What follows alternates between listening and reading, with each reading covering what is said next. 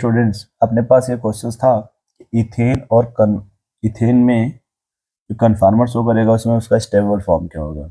जैसे ये इथेन होता है, ठीक है, तो इथेन में दो फॉर्म होता है, एक को बोलते हैं एक्लिप्स फॉर्म, दूसरा जो होता है स्टैगर्ड फॉर्म।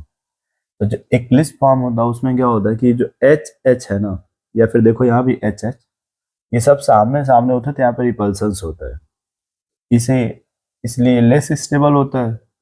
और ये 60 डिग्री पे होता है तो यहाँ रिपल्सन मिनिमम होता है, इसलिए ये जो है वो मोर स्टेबल होता है। तो अगर हमें इथेन में पूछे कि which of the following is the more stable, तो अपना आंसर मोर स्टेबल, तो अपना आंसर हो जाएगा स्टैगर्ड फॉर्म। आंसर क्या हो जाएगा? Staggered form. सेम वैसे साइक्लोहेक्सेन में अगर पूछा जाए, ये जो साइक्लोहेक्सेन दिया हुआ है, तो ये भी एग्जिस्ट करता है दो फॉर्म में, ठीक है, एक होता है चेयर फॉर्म और दूसरा बोर्ड फॉर्म।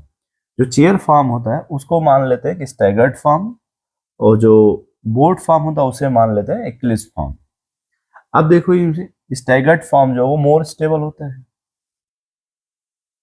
ठीक है। तो ये क्योंकि देखो यहाँ पे इसमें एक वर्ड आएगा एक्सियल और जैसे मान लो ये है, इधर एक्सियल होगा तो ये इक्वेटोरियल होगा, तो अगर ये एक्सियल है तो ये दूसरा एक्सियल इधर होगा, ये जो एक्सियल होगा वो इधर होगा, फिर तीसरा एक्सियल ये होगा, फिर चौथा एक्सियल ये होगा, फिर पांचवा एक्सियल ये होगा, और फिर छठवां एक्सियल ये होगा, है ना।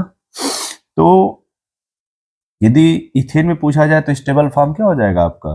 Staggered form. और अगर साइक्लोहेक्सेन पूछा जाए तो स्टेबल फॉर्म क्या हो जाएगा आपका? Chair form. Chair form is the more stable. अब जैसे ये इक्वेटोरियल मैंने बोला तो ये एक्सियल हो जाएगा, या फिर इसको अगर मान लो तुम एक्सियल कर रहे हो तो ये इक्वेटोरियल होगा, है ना। तो इसमें 6 जो होते हैं एक्सियल होते हैं, 6 जो होते हैं वो इक्वेटोरियल होते हैं। फिलहाल अभी स्टैगर्ड और इक्लिप्स और ये चेयर और बोट, इतने से ही आपके क्वेश्चंस के जवाब आ जाएंगे, ठीक है।